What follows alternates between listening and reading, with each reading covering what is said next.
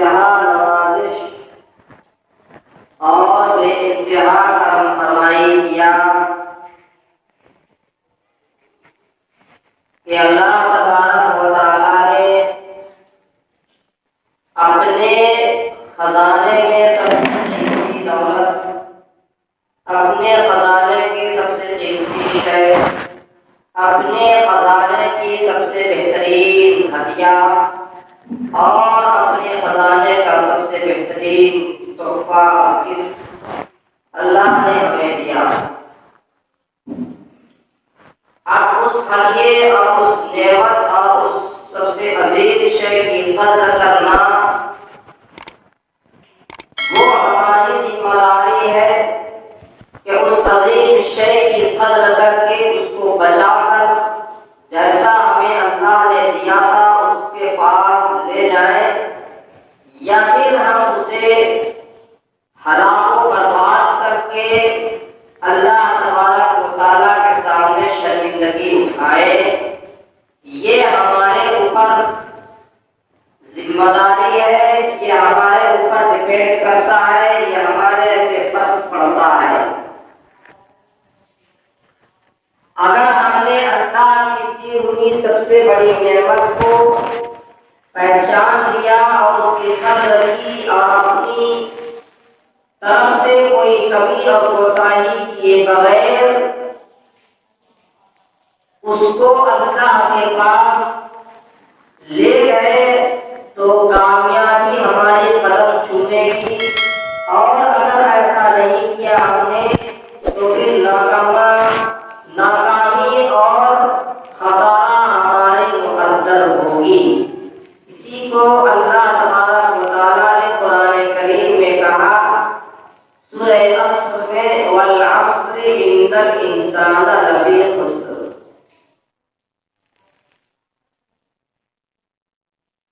آپ اس زمانے سے کافی دنوں سے ہماری باتیں سنتے چلے آ رہے ہیں، کئی مرتبہ میں کہہ بھی چکا ہوں کہ جب انسان بولنا شروع کرتا ہے، کوئی بھی ہو، ہم ہی نہیں، کوئی بھی ہو، تو بولتے بولتے ایک آدھ دو لفظ، ایک آدھ دو جملے ایسے آ جاتے ہیں، یا پھر جملے صحیح ہوتے ہیں لیکن سمجھنے والے کی کمی یا سمجھنے والے کے نہ پڑھے لکھے ہونے کی بنیاد پر اسے وہ برا مان لیتا ہے، حالانکہ کہنے والا کسی ایک فرد کو یا بولنے والا کسی ایک شخص کو نہیں کرتا، کوئی ایک ٹارگیٹ نہیں ہوتی اس کی، بلکہ عام سی بات جو ہمارے درمیان ہوتی ہے اسی کو بیان کیا جاتا ہے، اسی کو بولا جاتا ہے۔ اب اس عام سی بات اگر ہمارے اندر بھی ہے تو ہمیں لگے گا کہ یہ ہمیں ہی کہہ رہا ہے۔ جیسے چور کے سامنے چوری کی مذمت بیان کرے، چوری کی خرابی کو بیان کرے، حالانکہ اسے پتا نہیں کہ چور کون ہے، لیکن چور بیٹھا ہوا ہو اور بولنے والے کے علم میں نہیں ہے کہ اس میں سے کوئی چور بھی ہے، لیکن وہ چوری کی بات جب کرتا ہے تو جو شخص چور ہے، چوری کرنے والا ہے، تو اسے لگتا ہے کہ یہ ہمیں ہی کہہ رہا ہے، حالانکہ اسے بولنے والے کو یہ پتا نہیں ہے کہ چوری یہی کرتا ہے۔ ایک عام سی بات بولتا ہے انسان، لیکن جن باتوں کو بولتا ہے وہ تمام باتیں ہمارے اندر پائی جاتی ہیں، اسی لیے ہمیں تکلیف محسوس ہوتی ہے کہ ہمیں ایسا کہتا ہے کہنے والا۔ یہ بات بڑا دھیان سمجھ لے کہ کہنے والا یہاں نہ ہو یا دنیا کا کوئی بھی شخص ہو جو ممبر میں بیٹھتا ہے، کسی ایک فرد کو وہ ٹارگیٹ نہیں بناتا،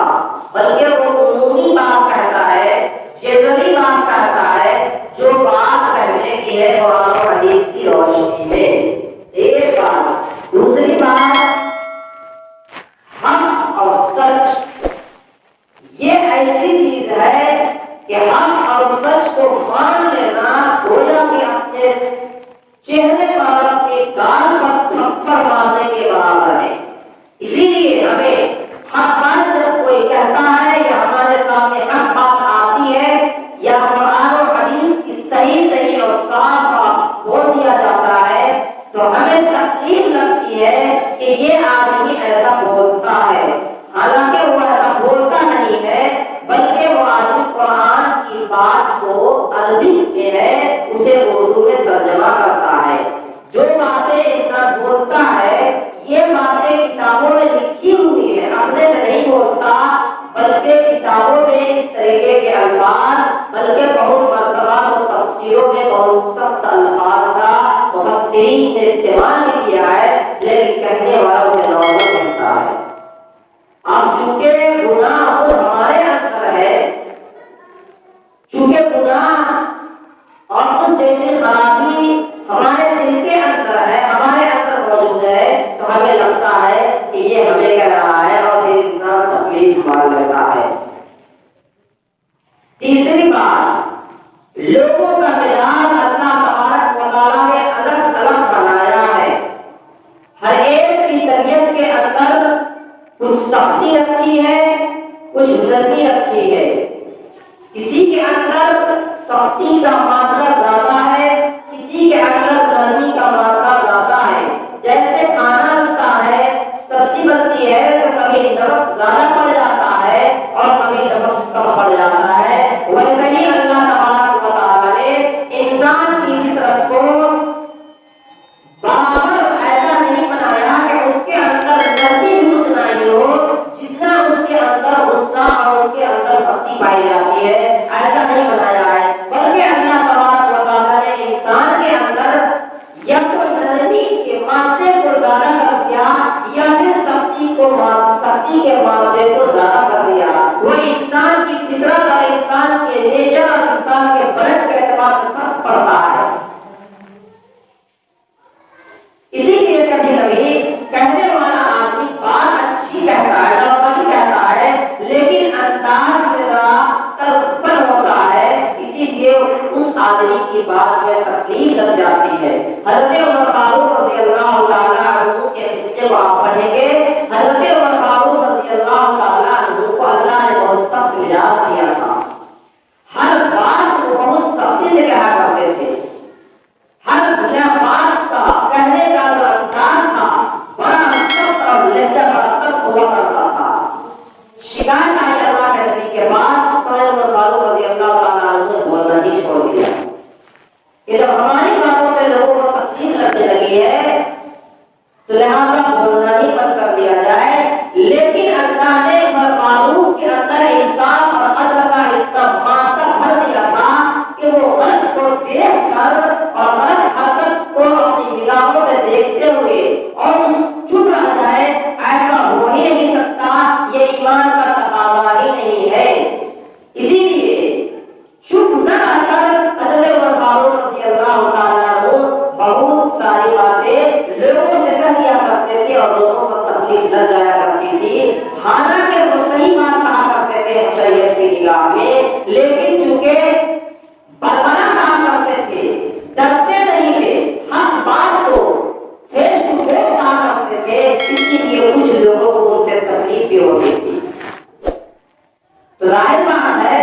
کہ جب صحابی کے ساتھ ایسا ہو سکتا ہے تو غیر صحابی جو صحابی کے درجے کا نہیں ہے، اللہ تبارک و تعالیٰ اس کے اندر بھی بیچارہ کچھ نرمی کچھ سختی ڈالا ہوگا جس کے اعتبار سے وہ انسان بات کرتا ہے۔ لہذا ایسے شخص کی باتوں کو اس کی تحقیق کیے بغیر تکلیف مان لینا یہ ہماری خرابی ہے، یہ ہمارے اندر کی کمی ہے کہ وہ انسان کہنا کیا چاہتا ہے جب اس انسان کے لہجے کو ذرا پہچانے، کیونکہ انداز ہی اس کا پکڑ ہوا ہے، اسی لیے باتوں پر تکلیف نہ مانی جائے۔ یہ دو تین بات ہوئی، میں نے اس لیے یہ باتیں کہی ہے کہ میں جس مضمون کو جس آیت کی تلاوت کی ہے ان آیات کے اندر اللہ تبارک و تعالیٰ نے حق اور انصاف کے پرچم کو، حق اور انصاف کے بول بالا کرنے کے لیے تاکید ہمیں کیا ہے۔ اللہ نے کہا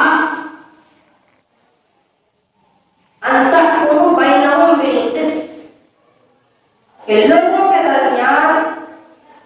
وَإِذَا حَكَمْتُمْ بَيْنَ النَّاسِ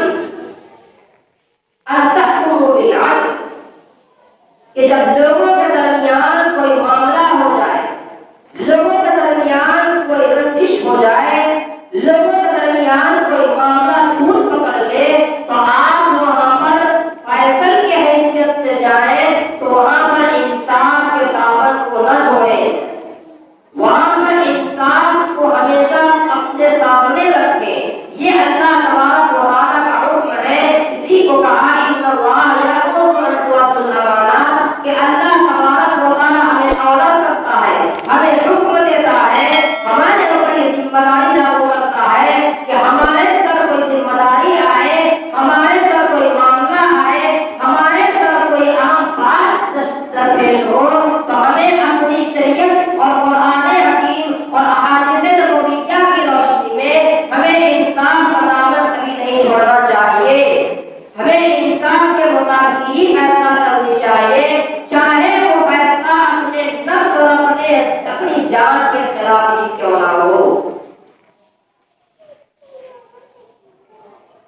حضرت داؤد علیہ السلام کو جب اللہ نے حکومت دی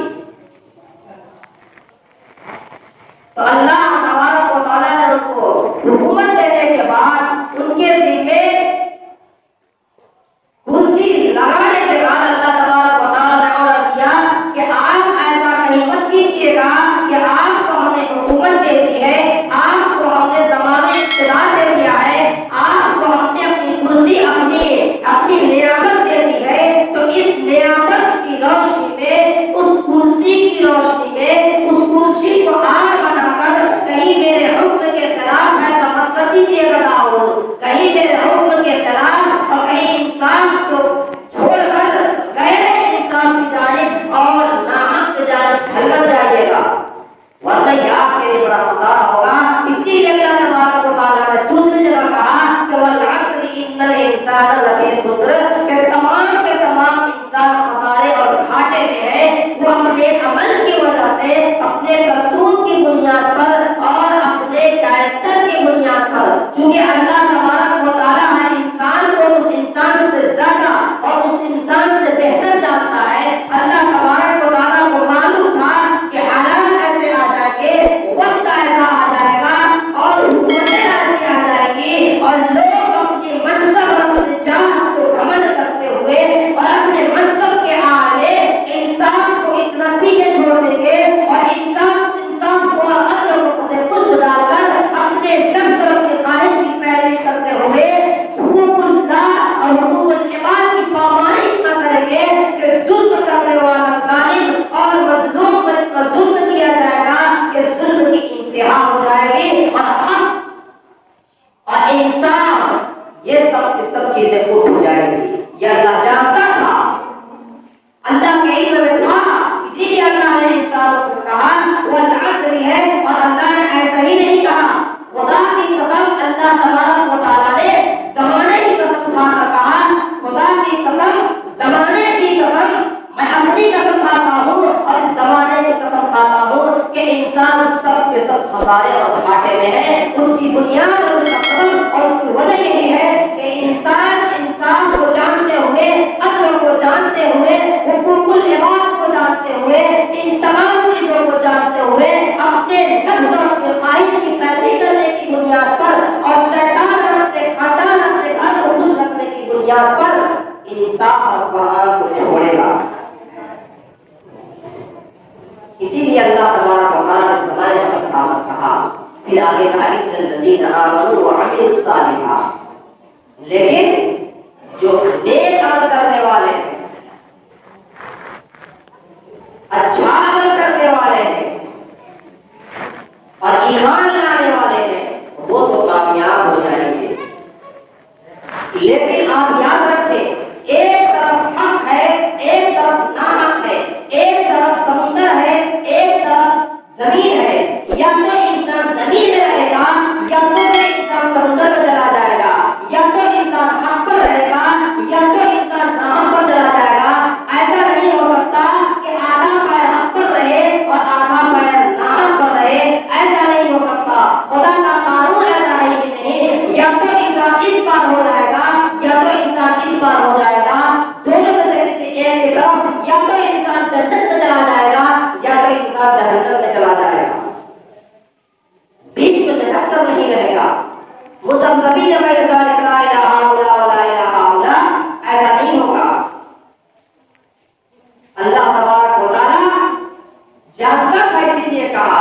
کہ یا تو اس طرف ہو جائیں گے یا اس طرف ہو جائیں گے. اب ہمیں فیصلہ کرنا ہے کہ ہم ایمان لا کر عمل صالح کو کر رہے ہیں. ایمان ہمارا کامل ہے یا نہیں؟ اگر ہم حق کو کر رہے ہیں تو حق پر ہیں تو پھر ایمان کے جتنے تقاضے ہیں اس انصاف کرنا ہے، حقوق العباد کی پامالی نہیں کرنی ہے، لوگوں پر ظلم نہیں کرنا ہے، لوگوں کے حق کو نہیں دبانا ہے، اسی طریقے سے تکبر اور گھمنڈ نہیں کرنی ہے، منافقت والا عمل نہیں کرنا ہے. اگر یہ سب چیزیں ہمارے اندر موجود ہیں، یہ سب چیزیں ہمارے دل کے گہرائیوں میں ہیں، تو ہم یا تو ناحق والے ہو جائیں گے، جہنم والے ہو جائیں گے، یا تو پھر قرآن کریم نے کہا ان المنافقین فی الدرک الاسفل والے ہو جائیں گے. اسی لیے ہمیں غور کرنا چاہیے، اپنے نفس کو جھانکنا چاہیے، اپنے دل کے اندر ہاتھ رکھ کر تنہائی میں سوچنا چاہیے کیا ہم حق اور انصاف کے دامن پر پکڑے ہوئے ہیں؟ کیا ہم اپنے آپ کو ایمان والے کہلا رہے ہیں، یا پھر ہم انصاف اور حق یا ان جیسی چیزوں کے دامن کو چھوڑ کر ناحق والے کہلا رہے ہیں؟ ہمارا نام ناحق والوں کی لسٹ میں لکھا جا چکا ہے اور ہم اپنے آپ کو حقدار سمجھ رہے ہیں. ایسا تو کہیں نہیں. اسی لیے اللہ تبارک و تعالیٰ نے کہا یا ایھا الذین آمنوا ادخلوا فی السلم کافہ، کہ اے ایمان والو اگر تمہیں اسلام میں آنا ہے تو پورے کے پورے اسلام میں داخل ہو جاؤ، آدھا ادھر آدھا پٹیل مت رہو،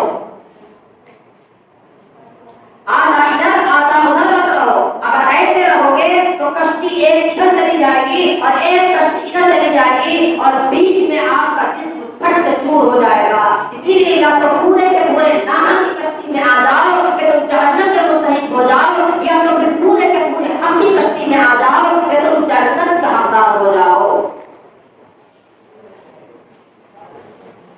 تو اپنے اوپر غور کریں کہ ہمارا پیر کس کشتی میں ہے، یا ہمارا پیر دونوں کشتی میں رکھنے کی ہم کوشش کر رہے ہیں. اگر ہمارا پیر ایک کشتی میں ہے یا حق کی کشتی میں تو پھر ہم حق کے دامن کو کبھی نہ چھوڑیں. انصاف اور حق اور ان جیسی تمام چیزوں کو جو اللہ تبارک و تعالیٰ نے جن کا کرنے کا حکم دیا ہے، ایسی چیزوں کو ہم کرتے رہیں، ان کی پابندی کریں، تبھی ہم مسلمان کہلائیں گے، تبھی ہم جنت والے اور صحیح راستے کی کشتی میں چلنے والے کہلائیں گے اور اہل الجنہ کہلائیں گے. اگر ایسا نہیں ہے تو پھر ہم جہنم والے کہلائیں گے، اگر ایسا نہیں ہے تو پھر ہم دوزخی والے کہلائیں گے. اگر ہم اپنے آپ کو یہ کہتے رہیں کہ ہم مسلمان ہیں تو پھر اللہ تبارک و تعالیٰ کے قول کہ ان المنافقین فی الدرک الاسفل، کہ منافقین کے لسٹ میں ہمارا نام آ جائے گا. اور یہ منافقت بہت خطرناک چیز ہے کہ انسان کو اندر سے کھا کے کھوکھلا کر دیتی ہے. جیسے کہ وہ لکڑی والا کیڑا لکڑی کو اندر سے گھوٹ سے کہتے ہیں کھا کے ختم کر دیتا ہے اور احساس تک نہیں ہوتا کہ لکڑی مضبوط ہے کمزور ہے. یہ انسان کا دامن چھوڑنا، غیر انسان پر چلنا، ظلم کرنا، کسی کا حق دبا لینا، وہ آپ کسی بھی لحاظ سے ہو، یہ سب چیزیں منافقت کی علامت ہے. اسی لیے بخاری شریف کی حدیث ہے کہ اللہ کے نبی نے کہا منافق کی علامت کون کون سی ہے؟ اللہ کے نبی نے کہا اذا عاہد غدر، جب وہ وعدہ کرے تو وعدہ خلافی کرے، وَإِذَا اؤْتُمِنَ خَانَ، جب اس کے پاس امانت رکھی جائے تو امانت کی خیانت کرے، وَإِذَا خَاصَمَ فَجَرَ، اور جب کوئی بات چیت ہو جائے کسی سے تو وہ گالی گلوچ کرے، وَإِذَا حَدَّثَ كَذَبَ، اور جب وہ بات کرے تو جھوٹ بات کرے. اللہ کے نبی نے دوسری حدیث میں اور صاف صاف بیان کیا ہے یہ علامتیں، یہ باتیں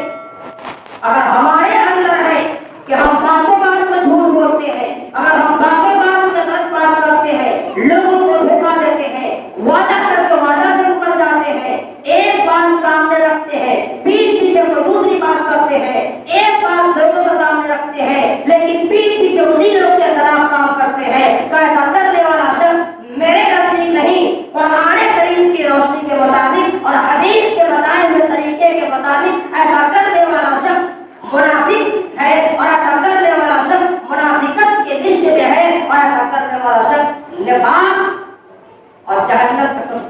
رکھتے ہیں. یہ کہ اللہ نے کہا کہ سب سے نچلے طبقے میں کون رہے گا؟ منافق رہے گا.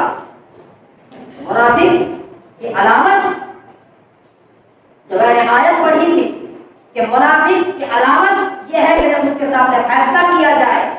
تو وہ انصاف کو چھوڑ دے. اس کے سامنے کوئی بات بولی جائے تو وہ حق کو چھوڑ دے، یہ سوچ کر کہ یار میں حق بولتا ہوں تو میرے نفس اور میرے خاندان اور میرے گھر اور میرے رشتہ داروں کے خلاف ہوتا ہے. ایسا سوچ کر، ایسا سمجھ کر اگر وہ حق کے راستے کو چھوڑتا ہے، ایسا سوچ کر، ایسا سمجھ کر اور یہ سمجھ کر کہ اگر میں حق بول دوں تو بڑا بڑا بڑا مجھ سے ناراض ہو جائیں گے، اگر میں حق بول دوں، اگر میں سچ بات کہہ دوں تو اس سچ بات کہنے کی وجہ سے ہمارے حکومت کے بڑا بڑا یا ہمارے ذمہ دار بڑا بڑا یا ہمارے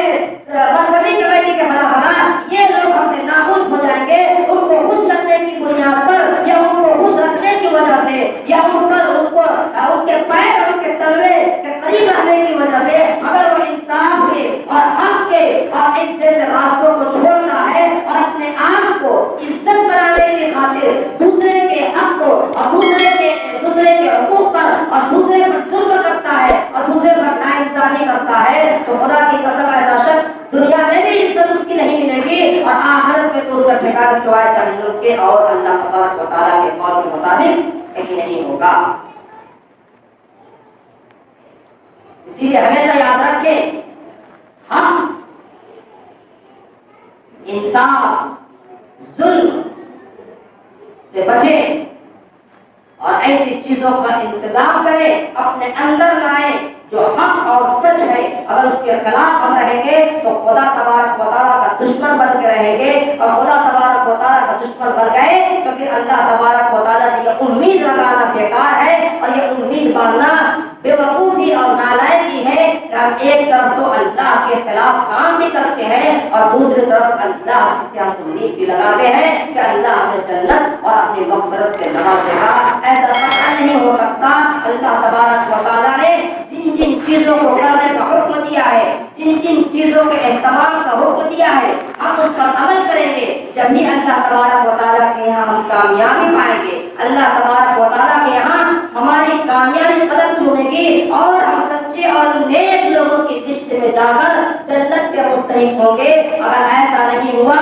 چند پیسوں کی لالچ میں، چند لوگوں کے عزت کی بڑھوتری کی لالچ میں، چند لوگوں کی خوشی کی خاطر اگر کسی پر ظلم کیا، کسی کے حق کو دبا دیا، کسی کے حق کو لوٹ کر گھسیٹ کر اس کے حق کو ناحق پر لے آیا اور ہم سوچے کہ ہم خوش رہیں گے تو کسی پر ظلم کر کے انسان کبھی زندگی میں خوش نہیں رہ سکتا. ایک مظلوم پر ظلم کر کے، ایک حق والے کے حق کو چھین کر، ایک انصاف کے تقاضے کے انصاف کو ہٹا کر انصاف سے اگر وہ چاہتا ہے کہ میں خوش رہوں اور وہ چاہتا ہے کہ میرا سکون حاصل ہو جائے تو ایک پر ظلم کر کے آپ سکون کبھی حاصل نہیں کر سکتے. خواہ وہ کسی بھی لائن سے ہو، خواہ وہ مسلم کے ساتھ ہو، اپنے مسلمانوں کے ساتھ ہو، خواہ وہ اپنے مسلم سے ہٹ کر غیروں کے ساتھ ہو. انصاف کا تقاضا تو یہ ہے کہ ہر ایک کے ساتھ برابری کا پیمانہ لایا جائے، ہر ایک کے ساتھ انصاف کیا جائے. اپنے حق کے خلاف ہی کیوں نہ ہو، زمین جگہ کا ہی معاملہ کیوں نہ ہو، اپنے گھر مکان کا ہی معاملہ کیوں نہ ہو، اپنے معاملات، اپنے خرید و فروخت اور کاروبار ہی کا معاملہ کیوں نہ ہو، ہر ایک ہم انصاف کے دامن کو تھامے رہے، ہر ایک ہم انصاف کے پردے پر رہے، تب اللہ تبارک و تعالیٰ ہمیں جنت میں لے جائے گا. اگر ایسا نہیں ہوا تو پھر یہ سمجھنا یہ اللہ سے امید کرنا کہ ہمیں مغفرت کر دے گا، ایسا نہیں ہو سکتا. اس لیے کہ اگر ہم کسی پر ظلم کرتے ہیں، کسی کو نام ستاتے ہیں، کسی کے حق کو چھاتے ہیں، کسی کے حق کو اپنے اوپر لیتے ہیں اور اسے اوپر ظلم کرتے ہیں تو ایسا کرنے والا شخص اللہ کا دشمن، اللہ کی باغی، اور ایسا کرنے والا شخص خدا کے حکم کے ساتھ اور خدا کے ساتھ غداری اور بغاوت کر رہا ہے. اور غداری کی سزا اور بغاوت کرنے والے کی سزا اسلامی کنٹریز کے اندر کیا ہے وہ آپ جانتے ہیں. اس کے علاوہ قرآن کریم کے اندر ایسے شخص کو منافقت کے لفظ سے یاد کیا ہے اور منافق کا لفظ کافر سے بھی خطرناک ہے. منافق کا لفظ کافر سے بھی خطرناک ہے. اللہ نے کافر کے بارے میں یہ نہیں کہا کہ جہنم کے سب سے نچلے طبقے میں ہوں گے، بلکہ منافقین کے لیے کہا کہ ایسا کرنے والا منافقت اور نفاق کرنے والا شخص آدھا ادھر بات کرے آدھا ادھر بات کرے، جسے ہم دیہاتی میں کہتے ہیں پیٹری کا لوٹا، ایسا شخص جہنم کے سب سے نچلے طبقے میں ہوگا کہ چار لوگوں کے سامنے ایک مجلس میں یا پھر کسی کے سامنے اس کے مطابق بات کرے اور جب وہاں سے ہٹ جائے تو اس کے خلاف بات کرے. یہ اللہ کے نبی کے زمانے میں منافقین ایسا ہی کیا کرتے تھے. جب مسجد نبوی میں مجلس لگی ہوا کرتی تھی، اللہ کے نبی کے سامنے آتے تھے اور بہت زور سے ہاتھ کر کے کہتے تھے ہم آپ ہی پر ایمان لائے اللہ کے نبی، ہم آپ ہی کو رسول مانتے ہیں. لیکن جیسے ہی مجلس سے اٹھتے تھے اور اپنے گھر میں اور اپنے دوار میں جاتے تھے، اس وقت اپنے یہودی دوستوں سے اور اپنے کافر دوستوں سے کہتے تھے کہ ارے محمد کے پاس تو ہم لوگ صرف ان کا منہ بند کرنے کے لیے گئے تھے، ہم ان کا ساتھ کبھی آج تک ہوئے ہیں نہیں اور قیامت تک ان کا ساتھ نہیں ہوں گے. اس لیے ہم آپ کے ساتھ ہیں، ان سے تو صرف ہم خوش مزاجی اور خوش دینی کے لیے کہہ دیتے ہیں تاکہ ان کو پتا ہو جائے کہ یہ بھی ہمارے ساتھ ہے. لیکن اللہ کے نبی ہر ایک جانتے تھے اللہ کے نبی، اور اللہ کے نبی کے پاس اللہ نے پورا لسٹ دے دیا تھا کہ منافقین کون کون ہے، نام لے دے کر اللہ کے نبی کو پتا تھا. لیکن اللہ کے نبی ظاہر نہیں کیے اور اللہ کے نبی نے یہ حکم دے کر ہمیں بتا دیا کہ آپ اگرچہ ہمارے ماننے والے یا اسلام کے ماننے والے منافقت والا کام کریں گے، نفاق والا کام کریں گے، لیکن اسے منافق نہیں کہہ سکتے. یاد رکھیے گا، اسے بہت مرتبہ ایسا ہوتا ہے کہ لوگ منہ میں کہہ دیتا ہے کہ تو منافق ہو گیا، خود وہ اپنے اوپر جھانکتا تو نہیں کہ میں تو مسلمان ہوں. منافقت والا عمل کرنا الگ چیز ہے، لیکن اس پر منافق کا حکم لگا دینا یہ بہت بڑا جرم اور بہت بڑی سنگین غلطی ہے. اسی لیے اس سے غور کرے کہ جو انسان ایسا غلط کام کرتا ہے، دھوکہ دیتا ہے، پیٹھ پیچھے برائی کرتا ہے یا ان کے خلاف باتیں کرتا ہے، یہ منافق والا کام کرتا ہے. لیکن اسے کوئی انگلی اٹھا کر یا اسے کوئی نامزد کر کے یا اسے کوئی فکس کر کے منافق نہیں کہہ سکتا. اگر ایسا کہہ رہا ہے تو پھر وہ خود اپنے اوپر غور کرے کہ کیا میں اس کو تو منافق کہہ رہا ہوں لیکن میں مسلمان ہوں. ان سب چیزوں کا دھیان دیں اور اللہ تبارک و تعالیٰ کے بنائے ہوئے قوانین اور اللہ تبارک و تعالیٰ کے بنائے ہوئے حدود سے آگے نہ بڑھیں، ورنہ حالات جیسے ہیں یہ ہمارا کرتوت اور ہماری کمی اور ہماری کوتاہی کی وجہ سے آج ہمارے ساتھ حالات ایسے آ رہے ہیں. آپ پیپر پڑھتے ہیں اندازہ لگتا ہوگا، ٹی وی اور موبائل دیکھتے ہیں اندازہ لگتا ہوگا عالم اسلام اس حالت میں ہے. ہم کو لگتا ہے کہ ہم بڑے سکون کے ساتھ زندگی گزار رہے ہیں. ایسا نہیں ہے، ایسا قطعاً نہیں ہے. اسلام جتنے خطرے میں گھرا ہوا ہے اور خطرے میں ڈالنے والے ذمہ دار ہم خود ہیں. ہم اسلام کے احکام پر عمل نہیں کر رہے ہیں، اس کے بعد ہم پر ظلم ہو جائے، ہم پر کوئی ایسا دباؤ آ جائے تو ہم یہ کہتے ہیں کہ یا اللہ ہمارے اوپر ایسا کیوں ہو رہا ہے. ہونا چاہیے ایسا، ہمارا کرتوت ہی اتنا بنتا ہے. اللہ تبارک و تعالیٰ سے دعا کریں اور اللہ تبارک و تعالیٰ سے استغفار کریں اور التجا کریں کہ اللہ تبارک و تعالیٰ اہل حقوق کے حق کو اور انصاف کے